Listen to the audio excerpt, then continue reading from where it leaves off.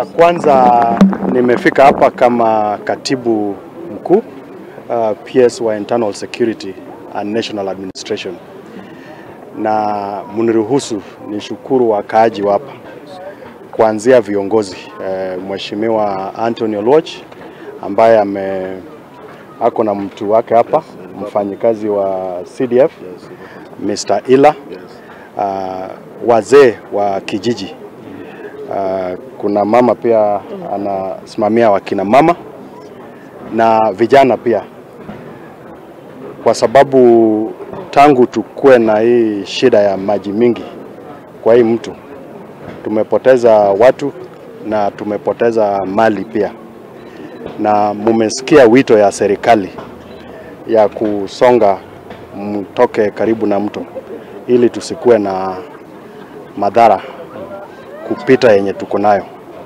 Na kama serikali tumeanza kuwashughulikia kwa njia ya chakula na njia ya makao na hata mambo ya shule. Ulisikia jana president amesema tumesongesha siku ya kufungua mashule ili tushughulikie hii mambo ya mvua, na wakati itakuwa safe ama itakuwa salama ya watoto kurudi mashule, ndio tutaweza kurudisha watoto wetu shuleni. Jambo la pili ni kwamba tunataka tusikue na janga kama hii tena, na ndio kwa sababu tunahimiza wananchi wenye walikuwa wanaishi kwa mto ama wenye walikuwa wamekaribia mto wasonge. Damu nyingine hapa Kiambu ambayo tukichagua vizuri tunajua ni jina yake, jinasahau kidogo lakini inajulikana vizuri. Hii janga, mvua inanyesha kila wakati. We have been here for about 40 years, 50 years here.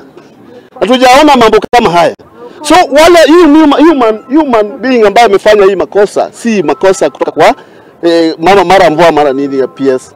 Mvua hii kuleta shida, mvua inanyesha kila siku. Hii dam ndio ilifanya nini? Ilileta hiyo shida yote.